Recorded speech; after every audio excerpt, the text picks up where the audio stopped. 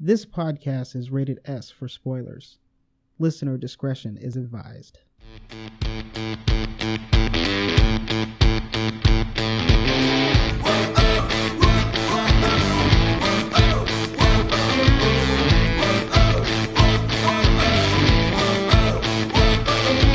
Welcome to the Half Past Podcast. This is episode 74, the movie review of The Shape of Water. There's no trailer for this week. So, I'm Graham Ricks, and here is my friend and co-pilot, Ian Jones. Your friend and nasally co-pilot. Yep, you are, has some sort of allergies or something this time, right? Woke up this morning and my allergies hit me like an uppercut. Nice. But not like a pleasant strawberry candle that is just like, oh man, this is way too much. Not that kind of uppercut.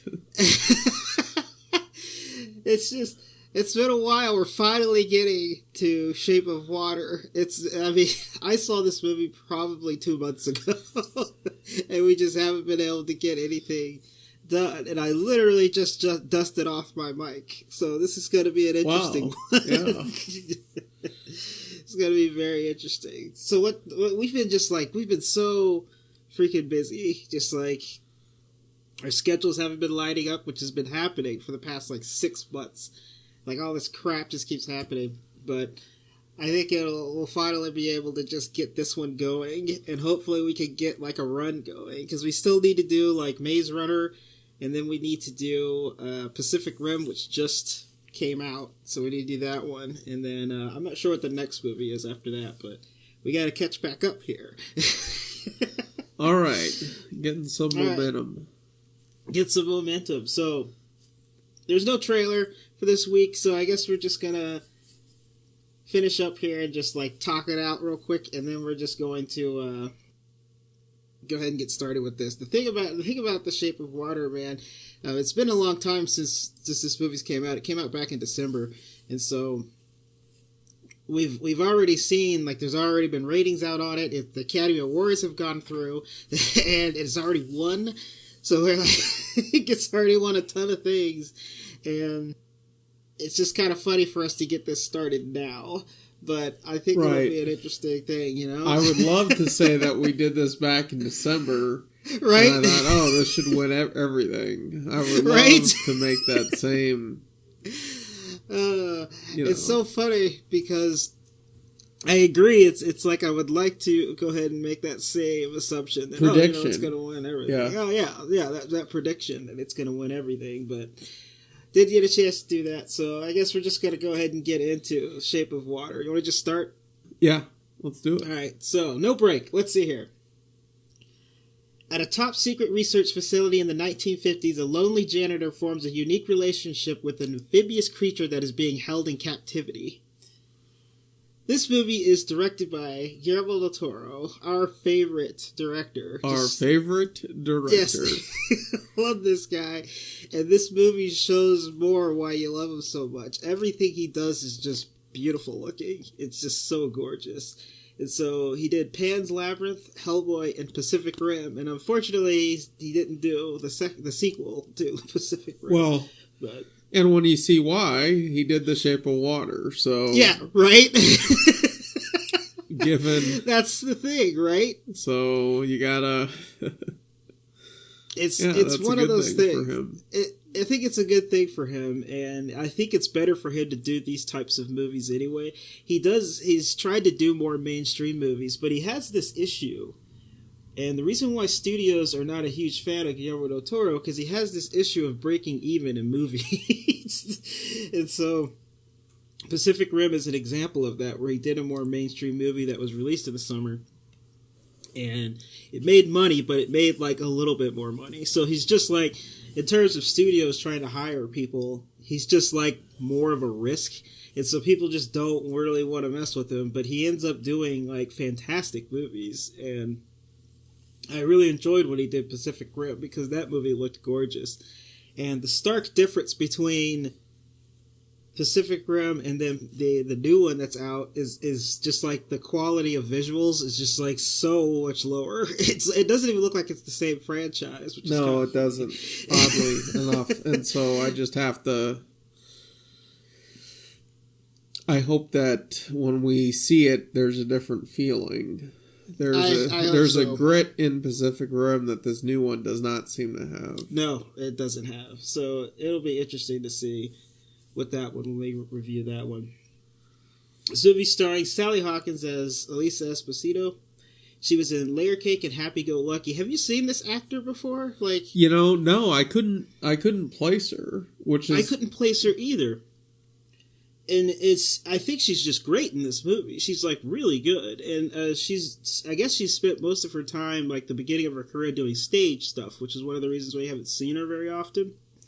But she's like a great actor. She's just so good in this movie, and so I just thought it was. I was wondering if you had seen her before. It looks like I've seen movies with her in it, but she has like smaller roles, so it's not really. She wasn't one of the main cast. Michael Shannon, the always fun Michael Shannon, as Richard Strickland. He was in Revolutionary Road, Nocturnal Animals, and he was in Man of Steel, playing the ideal villain that I like in movies. He's off the wall, crazy. You care about him just a little bit because you understand why he's doing it. He's just doing it the wrong way. There's always a reason for it. Yes. It's my favorite type of villain, and you get that same feeling from when you watch Black Panther with Michael B. Jordan's character, Killmonger. It's just like you have a reason why he's doing it. It's just going about it completely the wrong way, but it's kind of an interesting thing. Richard Jenkins as Giles. He was in 6 Feet Under, Let Me In, and Jack Reacher. This guy I've seen pop up in a lot of stuff also. I'm not exactly sure. Like, I remember watching a little bit of 6 Feet Under, and I just can't place him in that show specifically, but I remember kind of vaguely seeing him in that show. Octavia Spencer as Zelda Fuller. She was in The Help and Zootopia and Hidden Figures. Michael Stuhlbarg as Dr. Robert Hofstetter. He was in A Serious Man, Lincoln, and Trumbo. This guy has spent a lot of his time playing, like, real-life characters. So, like, in all of those movies, he's playing, like a real character that existed. A real person. So he's a real person. And so he's been doing that for a long time, it seems like. It's kind of weird. I don't know why. He just, like, fits it really well, but he's another one of those Juilliard guys. The last one I'm going to stop here with Doug Jones as the Amphibian Man. And Doug Jones, I mean, I'm pretty sure Doug Jones has been in like every Guillermo del Toro movie. Like, I kind of think of one that he's not in. I'm pretty sure he's in all of them. And so I'm going to go ahead and say Mimic, Hellboy, and Crimson Peak. And Doug Jones is great. He's a contortionist, and he's just such a he always has this. He's just like a very interesting looking guy. And he's well known for doing the contortion stuff and then being in a lot of makeup. And so he's just like always really, really good. There's kind of a... What's up? Well, I was just going to say, because I think you were just about to mention Andy Serkis. But when you talk about two super talented actors who should be award winners, Doug Jones is one of them. And yet no one would recognize him on the street. And Andy Serkis is another. And I feel like maybe Andy gets recognized a bit more, but they both suffer from, the same sort of bias. And that's they're behind makeup. They're behind makeup the whole time. Yeah. And it's unfortunate. And Doug Jones is just great. He's always great in all the movies he's in. And he's done so many different style of acting throughout all of his movies, and in this one he's not really talking that much, yet he's very expressive. So it's a talent, and he's really good at it, and it's a shame that he doesn't get more recognition when he does it. I believe that the thing that's interesting about Doug Jones in this movie is there's a interview with him about him doing this role, and they're asking him about the makeup and everything. And so, apparently, when he's in it and he's filming, he's in it for like 12 to 14 hours. Like, that's how long he's in the makeup. And then to make it worse, he's like, it takes hours, like hours upon hours to get all the makeup on, right? Yeah. Well, the thing is he has to be in this suit, and he's in an interview, and he's just like, they ask him about what if he needs to go to the restroom. And apparently this happened during the filming of it, where he's like he's deep into filming, and he's just like, well, I gotta go. And so they have to get him out of they have to hurriedly get him out of this thing so he can go to the restroom. And he's like, it normally doesn't happen, I'm a professional. So like I try to like make sure everything's done before I get into the makeup. Yeah. Because there's that point of no return where it's like, well, this is your last chance to go to the restroom. And then once we put this on, we're filming. So it's just like, he was just kind of laughing about it in the interview because it was just like crap. It's like, doesn't happen very often. But it happened that time. It's kind of a funny thing. It's something you kind of don't think about. But it's like, I mean, he's like completely enclosed in that makeup. Like, it's just all over him. So going to the restroom is a huge pain. Alright, Jones, that's all the characters, so let's take a quick break and then let's go ahead and break down Shape of Water. Alright.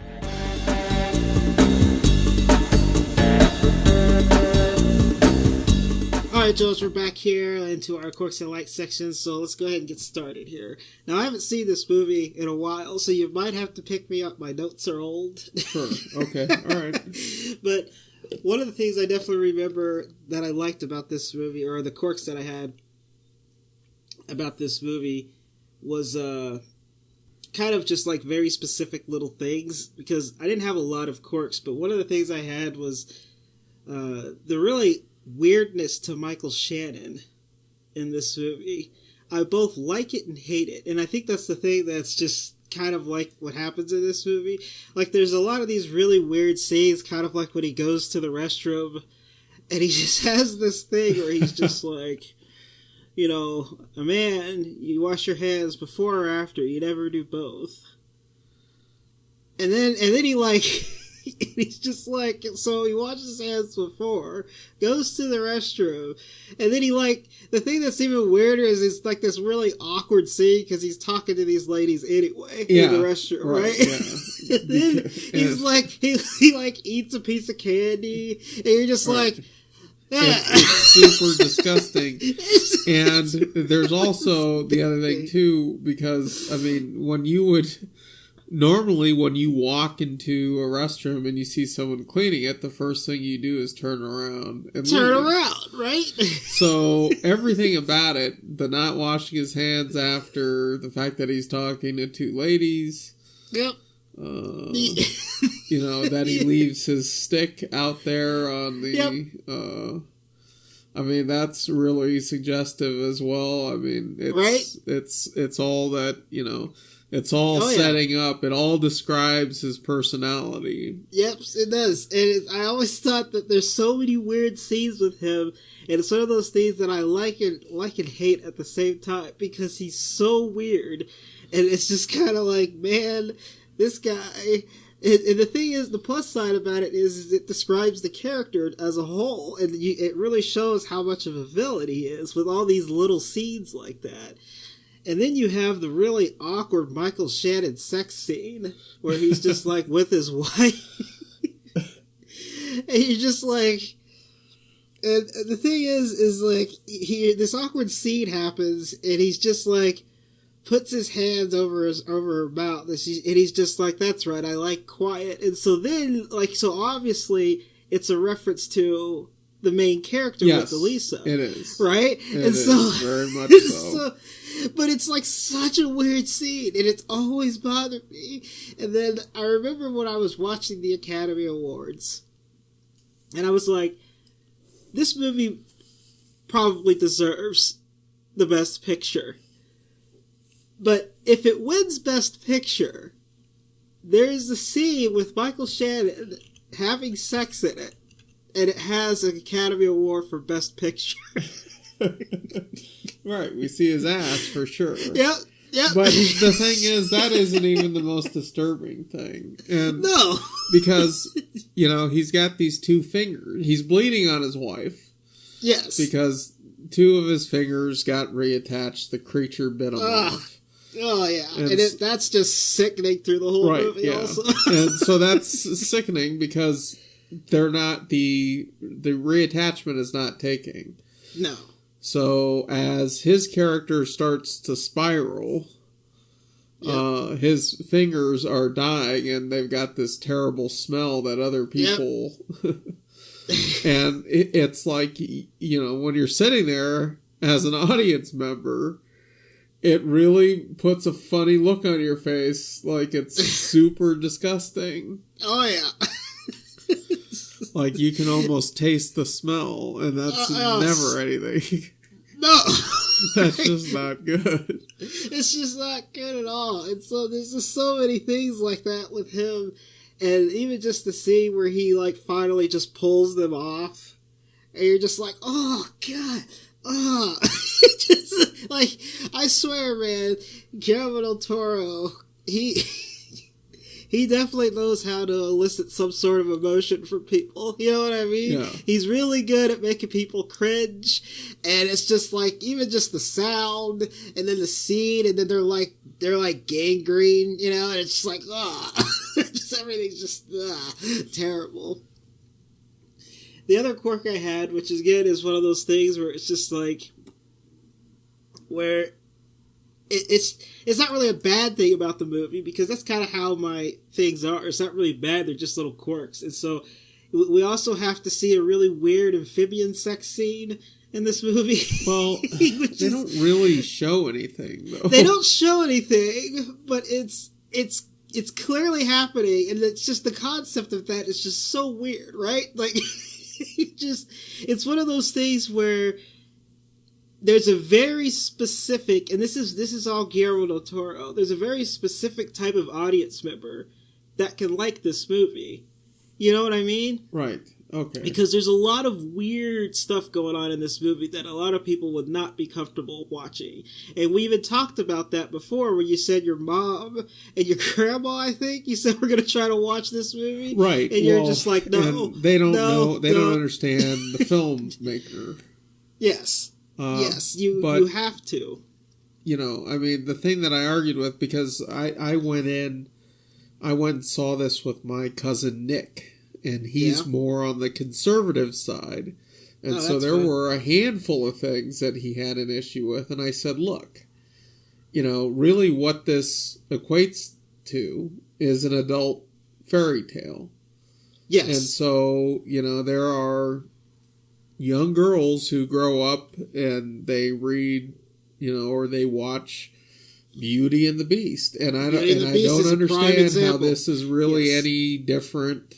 Yep, Beauty and the Beast is it's just prime this example. is R-rated, and So the thing that came out about this movie, the thing that I heard first, right away, even though I was trying to avoid hearing anything about it, was that she gets it on with this with the creature, but I mean they don't, it's not thrown in your face, and it's not even thrown in your face like the most graphic thing in the movie. No, it's more the thing is because of how Guillermo del Toro does this movie, what's more graphic is actually the sex scene with Michael Shannon. Correct. And that's the thing about this movie, which is it really shows you the contrast, because the beginning of this movie has the narrator say, it's about a story about a woman who falls in love and the monster who destroys it, or something like that. I can't quite remember because it's been a while, but it was something like that. Well, through this whole movie, the monster is Michael Shannon. It's not the amphibian man. Yeah. And so you get that through this whole movie. So you have all this contrast where, even though you have these weird scenes with this amphibious creature, they're all like the more romantic scenes. As opposed to Michael Shannon, his scenes are just all terrible. He's just like a terrible person. Everything's just bad. Yeah, he's the monster in the movie. He's the monster in the movie. The narrator refers to. Yes. Absolutely. And I felt that. And I'm so glad you brought that up, because I knew right away from the second I sat down and I heard that. Yeah. That it was a really clever way of describing what we were going to see with Michael Shannon's character. Yep. So it's definitely just how Guillermo del Toro does those things. That is definitely how this movie comes to be, and it's done really well. And so you having that contrast is what works so well with this movie. The only other thing I have that's kind of a weird quirk is there is a lull in this movie, and it's not a very long lull, but the movie kind of almost stops and starts back up again. And it's the scene after they save him, because pretty much the movie, for the most part, is kind of like a caper movie. You know, they're trying to figure out, like, she's falling in love with this character, she likes him, she's spending all this time with him, he's being abused, and they're trying to rescue him. So it almost feels like that's where the ending should be, but the story's not complete. So the problem I have with it is you get all the way up to where they save him, and then there's this lull in the movie where he's just in the apartment, and the movie kind of like restarts itself and kind of finishes the story. So there's like that little bit of lull in the middle that's kind of weird, because it's like, it almost like you got the climax, you had this crazy thing that happened, they're in the van and they're trying to like escape and get him out of there and everything, so you have this like climactic scene, and then after that the movie like stops back down to where it is, to the beginning again almost, and then you finish it out. It's like those scenes need to be in there, but I always thought that was weird when I was watching the theater, because it almost felt like the movie was done there, but the story wasn't complete, so I understand why there's more there. It's just a weird, like, pacing kind of thing. I don't know how you could have smoothed that out, but that was the other issue I have, and that's a very minor thing, because it's not even that long of a lull. So, those are my quirks that I have. All right.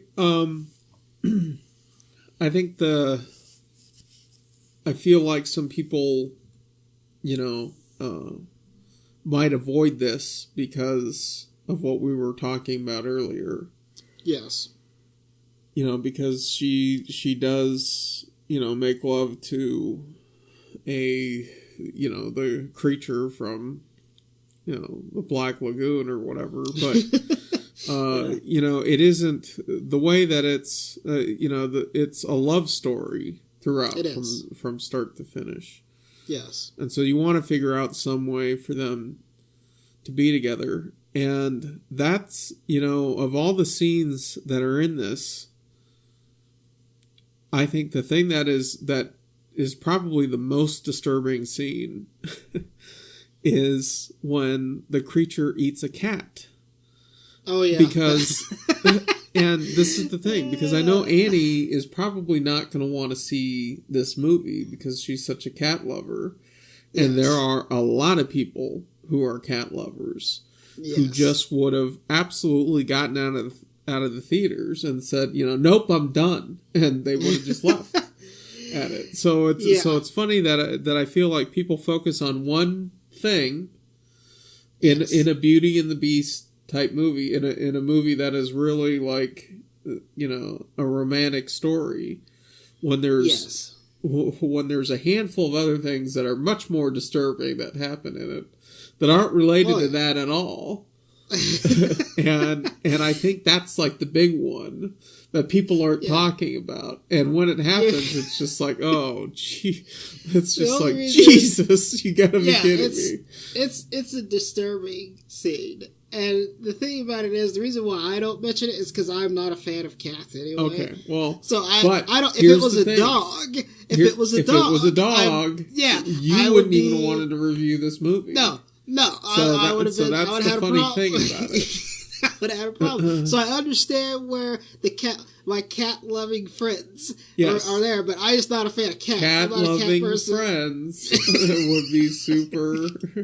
Yes, they'd be super upset about it. Which, by the way, is a really good point. I mean, the reason why I didn't mention it is because, again, I'm not much of a cat lover, but it's a really good point because...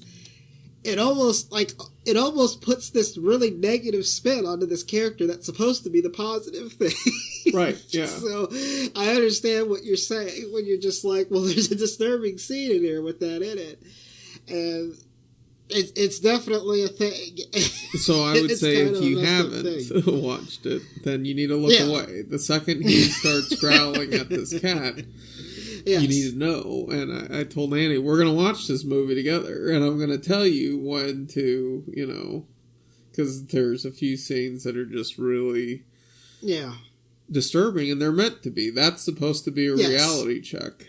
Yes, but it's almost as though, even though it's the neighbor's cats that get attacked. Yeah. It's almost like he, in a way...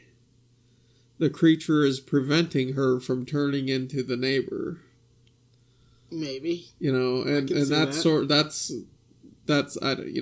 just one of those little layer things. Yeah. Because she could have ended up alone and old and crazy cat person. Anyway, all right, we'll move on from that. So, little plot bunnies running amok. Let me preface this by saying that every movie... Every novel, every story ever told is always going to have an issue with plot bunnies. You can't, when you tell a story, you can't cover everything. Yes. To where there isn't like, well, why didn't someone just say this and put an end to it all? And the thing is, if they did, there wouldn't be a story, right? I mean, it makes perfect sense. Yes. It's kind of like how if we had cell phones... before in the 1970s and early on, every movie would have been shot to hell. The amount of movies from like the 80s. Right, yeah. That would just be completely prevented with the cell phone. Because of one invention existing, the cell phone. Yep. Which is exactly the reason why you have... this is random as hell. Never thought this would ever come up. But when you watch Harold and Kumar go to White Castle, the only reason why they have a problem is because the very beginning of the movie... They walk down the hallway, and then Harold's just like, oh, crap, I need my phone. They look down the hallway. Look back at the door. Look back at the door, and they're just like, we've gone too far. And then they keep going, and that was the story. That's what kept them from having... That's what had them a terrible time the rest of the movie, because they didn't have a phone. They didn't have a phone with them. Okay, so that aside, I say that, and I look at the Russian subplot in this movie, and there's something about it that's familiar, and in a strange way, almost accessible. And I don't say that as a negative, because it's stuff that we've seen before. Yeah, it's stuff that doesn't really need to be explained, because this is happening during the Cold War. Yes. But there's a point to me where it turns murky, and this is one of those plot bunny kind of things, because when the Russians tell their inside man to kill the creature, they're essentially doing exactly what Strickland wants. And that was the thing that really blew me away, because there wasn't really, they don't give him a way of destroying the body, just of killing the creature, which was going to lead to an autopsy anyway. Yes. And if something is dissected, American scientists will still learn from it. But I agree, not as much as if they studied it for the next 20 years. Exactly. Before doing it. So that was just one of those things where I was just like, well, I don't understand why they're giving him that and not some sort of firebomb type thing. Yeah. Like they give him something to take out the security cameras, but not something necessarily to actually destroy the creature to prevent it from being autopsied. So that's one of those little things that makes you uneasy, because you wonder if she's going to get to him first, or if the scientist is, And so I understand that. But when you start actually thinking about it, I'm like, God, that's so stupid that they would choose to do it that way. It'd be better just to remove it entirely, right, as opposed to what they were trying to do. It almost seems like they were like, it's not like it seems. I don't remember there being much of a scene where they're explaining him trying to like take the creature. It was more of just to kill it. Well, he wanted to have a team extract it. Is that what that was? Yeah, he did. He did ask them for that, and Okay. But they said no to that. No. Yeah. Yeah, they said no to that. They shot him down, and instead they gave him this vial. Yeah, I remember that. Okay. So there's also an interesting development, and this is another one of those little nitpicky things that, where towards the end, and it does end up becoming relevant, but the creature has this ability to heal, and to heal others. Yep. And so that comes in really big at the end of the movie. Yes. But the odd thing is Strickland spends all this time with it. I imagine where he would be beating the creature all the way from South America to where the facility was in Baltimore. Yep. And yet the only thing he seems interested in is the fact that this creature can breathe on land and underwater. Yeah. And that sort of blew me away because, that suggests that Strickland is completely unaware of what this creature's real value could be. Yep. And and it almost seems like the other thing is I'm assuming the creature doesn't heal himself because he definitely gets damaged badly. Yeah. And he doesn't really heal himself, and the only reason why I think that he doesn't is because it exposes him. Which is that's a good point. Which is the only thing because he definitely is like abusing this guy, like he's abusing the amphibian man, and so having that scene in there, and it like definitely she comes across him when he's still hurt, and so having the ability to heal, it's not like he doesn't know he can heal, he just doesn't do it, and the only reason why I can assume that he doesn't is to keep him from being exposed. Right. So, and I think that's really clever. So I'm glad you mentioned that. But it did have me wondering, like, well, if they don't like each other much, which is putting it mildly. Yeah, right. I would think eventually this guy would catch on. He's not a moron. Obviously, he managed to capture this thing. Yep. Seemingly on his own. Okay. But so anyway, really, the quirks that I had were really small, and there's sort of one that I have as a quirk and a like, just real quick that I'll do. Yeah. And that is at the very beginning, they talk about this pleasant aroma in the air, and this is such a Guillermo del Toro thing. But I don't know. I think she said something about s'mores, and the neighbor said, no, it's hot cocoa. That may not be exactly what he said, but then she goes through her routine and she leaves, and right behind her is this massive fire at a chocolate factory, and I love that neither of them are concerned about this horrendous fire that is right in their neighborhood. And like I just loved it. There's a thing in storytelling where it's better to show instead of to actually tell. And I love it because this is the perfect example of it. They both mention it, and you're just kind of like, what are they talking about?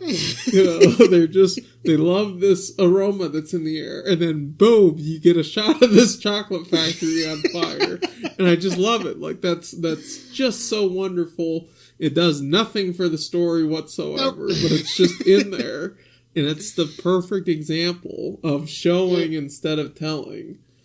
Yep. When you're doing a story. All right, that's it for me as far as quirks. Right. With that said, I'm going to go ahead and add a couple more little quirks. Okay, all right. Because it's been a while, I can't remember, but I just remembered a couple other things that I thought was strange in this movie. Now, there's a few scenes in this movie that are almost like socio-political, that are in this movie that kind of don't need to be there, but they're there anyway. And you get it all from the, what is that guy's name? You get it from, like, Giles, that guy, because he's gay, right? You find out that he's gay, and then so there's certain scenes where he's watching the news, and all this stuff is happening, and he makes little comments, and then when he keeps going to that diner, he's, like, trying to hit on this guy, and he's just like, get the hell out or whatever. He's just like not a fan of, he's clearly not gay, but he's like trying to like hit on this dude that's working at the diner. You remember that scene? Yes. Oh yeah. Mm-hmm. And so it's just a really awkward scene, and it doesn't necessarily need to be in there. And then you get the same diner guy where you have a bunch of like a black couple come in. And he's just like, no, you sit back there or whatever, or we don't serve your kind or something like that. There's like stuff like that in this movie. Well, hang on. Because I think you're kind of remembering them in reverse order. Okay. And I feel like there's a very specific reason for it. Because if you can explain that, yes, that's good. The only thing I was going to say was that the only plus side to the thing is Giles, like, defends it. And it also makes it almost seems like it makes it okay that the guy's a jerk, And that's just kind of what I was thinking. No. I read it totally different. Okay, so what is it? Okay. What is Here's the thing, because Giles at the beginning of the movie, they're talking about riots at a peace rally. And he tells her to turn it off because he doesn't want to hear it. Yeah, he doesn't want to hear it. You find out that he is gay. And he doesn't just outwardly come out. He doesn't just come out with it, but you definitely start to pick up on it pretty quickly. Yes. So he keeps going back to the diner, and he's just keeping the pie. He's just keeping the pie because they're terrible. Yeah, he's not because they're terrible. And so he's there to visit the guy. Yes. Well, when he goes back the second time. Yeah. It's with that piece of artwork that they didn't want to buy. Yes, I remember that. For Jell-O. And that's when the African American couple comes in and the guy's like, no, it's takeout only for you, even though no one's in there. And that's such a bullshit thing. And so so Giles actually says something to him like, hey, they're not hurting anything. And I remember that. So, but the thing about that scene that's really important is before that happens, he does not want to help Elisa get the creature out. He doesn't want anything to do with it. No, he doesn't. And so the fact that all of that, everything that he was trying to do with, with the proprietor of this weird little diner. Yes. It all blows up in his face. And so, the lie that he's living, watching, I think, that couple and how they were treated and how he was treated and told not to come back, that's sort of a breaking point for him. That he's got to get off his ass and do something. So I read that scene in the sequence as being totally different. He saw how, A, how he was treated, and B, how this couple that he didn't know was treated, and that made him change. He didn't want to help her save this. No, he didn't. At the beginning, he definitely didn't want to help her. I definitely remember that. I think the parallels there were that he just sort of sat by and saw this injustice. And he was going to do the same thing with Elisa, and that was someone he loved, the only person who cared about him. Yeah, which I can understand. I understand that parallel, but the bigger issue I had was the issue I had was him coming on to him. I don't exactly know why that's in there, if you know what I mean. Because it's just like an awkward scene where he's like coming on to this guy. And then that's when he tells him to never come back. But I guess that just tacks on to everything else you're saying, where it kind of all just blows up in his face at once. Yeah. So I guess that works. But I just thought that scene was really awkward. It was just like such an awkward scene. I just thought it was really weird. But that makes sense. All right. You got anything other quirks here? No, I don't. All right. So let's go ahead and get into the likes. One of the things that I thoroughly enjoyed immediately the very first sequence of the movie. I love that. So the main character, Lisa, I believe is her name, is mute. Yet her best friend and her coworker is Octavia Spencer, who is like this motor mouth style woman. I thoroughly enjoyed the contrast between those two characters because you have this main character that doesn't speak a lot. And so having her in there next to her, it like evens everything out. You know what I mean? It's like, I just loved how, like, so it's not a silent movie. Because otherwise it would have been there would have been a lot of scenes, because normally when you're working with your coworkers, you're not really talking that much. You're like talking occasionally, and it makes it even worse when somebody's mute. So having like that extra parallel, like that contrast, is just like so cool. That go-between, which is what's so clever about her performance, and then you look at Guillermo's writing in this, because it's the same thing with the neighbor. And, you know, when she signs at him, when she's telling him about the creature and he doesn't want to help, she's like, no, say it out loud. Listen to what I'm saying and say it back to me, because you're not actually understanding. You're not hearing what I'm saying. Exactly, which is another thing. You brought me right to my next like. I love that scene. The argument with him and Elisa with the sign language. I loved that scene. It was one of the best scenes of the movie, in my opinion, because there was just that change of him, like, signing. He's like, I understand you, and he's signing to her, and she's just like, no, say it out loud, you know, and it was just like it was such a great scene between these two characters, and it was leading up to the climax of the movie, before they try to get this other character out of this terrible situation, because Michael Shannon's terrible. So I thoroughly loved that scene. I remember watching that scene and I was like, this is where this movie is going, to the point where it's on a different level. This is where it's going to a different level, where the writing is better and everything. And I just thought it was so good in that scene.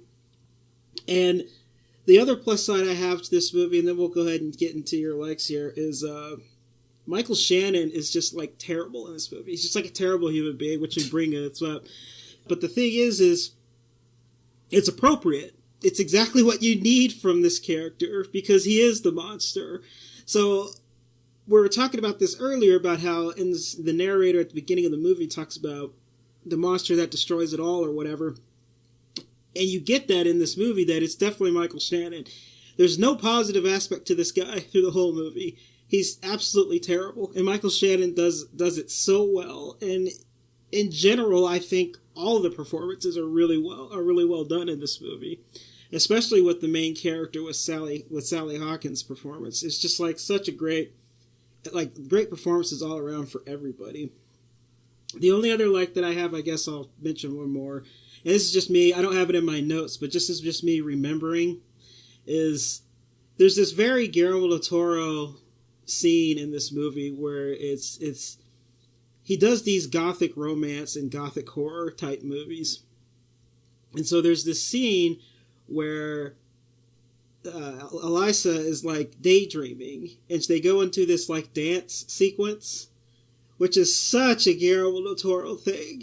And it like goes right back to her sitting there, because she's just like, they're doing the song where it's just, you know, where they're trying to get to know each other and everything, and how he doesn't understand how she feels about him. I just loved that scene, and it's a very Guillermo del Toro scene, and they're doing this like dance thing, and I just thought that was such a cool little scene. and that's all I have. All right, I thought maybe 20 minutes into the movie, I was just like, oh, the development early on is really setting the audience up to fall in love with Elisa. And I thought everything about it, the fact that she takes care of this guy, the fact that she's got this really simple routine, but, you know, she does this little dance, the first time she does the shuffle, kind of down the hallway, I was just like, oh, you know, this is this is wonderful when you're trying to get it. It almost reminded me of, and sometimes I hate myself for bringing everything back to Star Wars, but in trying to think of something, it reminded me of the first time we saw Rey in The Force Awakens. Okay. Because you, like, all of a sudden fall for this character who just has this really terrible existence, and yet she just goes about her daily, almost in silence, how she gets introduced into that movie. It's just wonderful. And I felt the same way here. I was just like, oh, he's going to make us fall in love with this girl first. And, and then at some point we're going to get the creature. And so I thought that was really clever. And that he managed to do it right away. He did. Yep. I thought, one of my real concerns was when I first saw the creature, I was like, it's too similar to Abe Sapien. And then once I thought that too. Yeah, but, once I saw how it moved, it really was different. It was a bigger creature, I thought the little bit of animation they put into his face was really spot on. I mean, it was really even more wild looking. Yeah, I definitely... I know where you're coming from, where it had that feel of Abe Sapien, but it definitely sets itself apart in the movie. When you actually watch the movie, it sets itself apart. It does. And, I love that, there's all the... Even though everything's really dark and gritty and, she lives in this rundown area, there's something romantic that she's obviously missing in her life. So I guess my next like is just overall the storytelling. The fact that she lives above this theater that, is always playing romances or whatever. And so she gets to hear them or, gets to go whenever she can. I like that gets tied in because, that kind of plays on what you're saying when there's this dance routine. Yep. It's all a part of the full story. You get a sense of, and that's how, and that's really a comment, I think, of how we all idealize certain notions. It's, when we fall in love, it's never exactly how someone looking on the outside would see it. Would see it, yeah. So I thought that was really clever. Yeah, there's a lot of clever things that happens in the storytelling and how it's presented to you in this movie, which is why it has that level of Best Picture style of stuff that's happening in this movie. And it came along, I think, at the right time. There's really nothing quite like it. And so it's, it kept hitting all the right notes. And I do like that the monster in this is actually this career-driven guy who has a family and is just, he's way over the top in a lot of scenes, but he's doing his job, and that's not an excuse for doing terrible things. Yes. And so I love that commentary, and I also love that as things are spiraling out of control for him, he's losing his fingers. So it's just another parallel. Right, yeah. It's just another little layered thing, and Guillermo always does this in his movies. He does. And I think a lot of times the typical audience viewer doesn't pick up on it, and it's so cool that it came together the way that it did. Yep. Any other likes? I just I thought a lot of the visuals, the movie only had a $20 million budget, and I think it's an incredible movie for that. Right. I thought a lot of the stuff underwater that they show briefly was really cool. Oh yeah. So I just overall I was really happy with the film, even though I don't like going to see romance movies, and this is sort of a cross genre, but I mean, there's just no way it's like more of a around gothic romance. I mean, it's, you know, it's definitely a romance has to go first when you're describing it, I would say. Yes, I would say so too. All right. It's all right, so let's go ahead and rate it. So this movie is I mean, it's just a beautiful movie, as always, with Guillermo del Toro. I've always enjoyed his little pops of color and contrast. He always has this high contrast look and it's like gritty and gorgeous. And he's always been able to do that for years, it seems like. And so it's just a beautiful movie. It has a lot of heart. There's a lot of romance in it. The storytelling is superb, and I definitely think the movie deserves the Best Picture award. With all that said, I am still going to say rent it. And the only reason why I say that, because I definitely think people should see it. And the only reason I say rent it is because specifically it's one of those movies that it's a very specific type of person that can enjoy this movie. And you have to understand the filmmaking, and you have to understand the filmmaker who does this movie. And so we both know that this movie is not for everybody. It just isn't. But it is a brilliant, like genius style movie. It is a brilliant movie. And so that's what I'll go with. All right. You know, I'm going to go with see it. I'm glad that it got a re-release into theaters, so I got to see it in theaters. But, yeah, you know, it is different, and I completely agree with you there, but I would say, you know, it's very different. Go and watch it with someone you love. That'll be fun. It's just one of those things. You know, Jackie did not like this movie. She didn't, really. The reason why... Okay. Well, first of all, a cat is killed, so okay, I mean, well, there's that. Okay. Yeah. Like we were talking about earlier.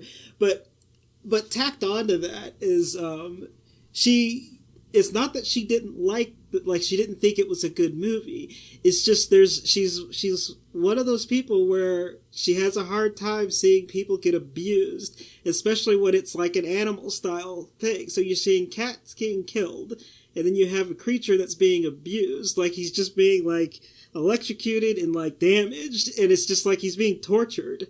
And she just like it bothered her so much that it like took her out of the movie. And I can see that there's definitely people out here where that would definitely happen, you know? So it's one of those things. It's one of those freaking things, man. I really enjoyed the movie though, and it was good. I loved it. So you gonna sign out here? Let's sign out. All right. You can always contact us at halfpastpodcast.com if you want us to go or to look on there. Like us on Facebook. Rate us on iTunes, Google Play, and Spotify, or wherever else you get your podcast from. I like how just now, by the way, my allergy pill is kicking in. So awesome. That's got to be a fun when I re-listen to this and right. I can see the transition and being and everyone starts seeing me sound better right at the very end. God, unreal.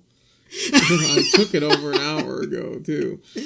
We're on Stitcher, Libsyn, and TuneIn. Email us at halfpastcast@gmail.com. That's halfpastcast@gmail.com. It's really good to contact us. I really hope I get some sort of note or information or something from, I believe it's Pandora Spox. Sprocks? Spox. Which one is it? Stop saying Sprocks. There's no, I said rocks before. Pandora does rock. I said Pandora Rocks before. Pandora Spox is what it is. And it's funny that I even have trouble with that. And this is because, like, I don't know why I haven't actually looked this up. But there's a really random reference to Pandora Spox. I believe so. I might be getting myself into trouble again. But it was kind of funny because she had, like, rated us. And then she was just like, she like altered the rating just a little bit just to stick it to me. She just like... she was like... You got her name wrong. Because I got her name wrong when I gave her the shout out. And she was just like, oh, there you go. And I'm like, oh. 5 stars to 4.5. Yeah, and she moved it back up. Like, she fixed it, but I like how she just kind of stuck it to me. She was just like that. Oh, I like it when you mess up. And it's not me. It's usually you, but it was definitely me this time. But we're not talking about me messing up. The thing that's funny about now, again, I might be getting myself in trouble because there's a random reference, and I'm not sure if this is what she's talking about, but I believe Pandora's Box is a really random reference from, like, God, it had to be either like Bewitched or I Dream of Jeannie. It's like one of those types of things. I think it's Bewitched. Is it Bewitched? I think it's Bewitched. And there's an episode where the actor is playing 2 different characters, but there's like she's playing like the twin sister or something like that. And I believe Pandora's Box is what they use in the credits. Now, I could be just making all of this up, but it's really the same actor. It's her playing her twin sister, but in the credits, it's actually Pandora's Box. I might be getting myself in trouble. No, I think you're not far off the mark there, because the thing is, the same 2 studios, and now I'm struggling to remember those actresses' names, but yeah, I can't remember. At the same time, I Dream of Jeannie was being filmed, and they both shows ran subplots where she had an evil twin. Yes, exactly. Played by the same actress. So it was like, and they had to share like sort of the same dressing room. Yes. So those 2 fought.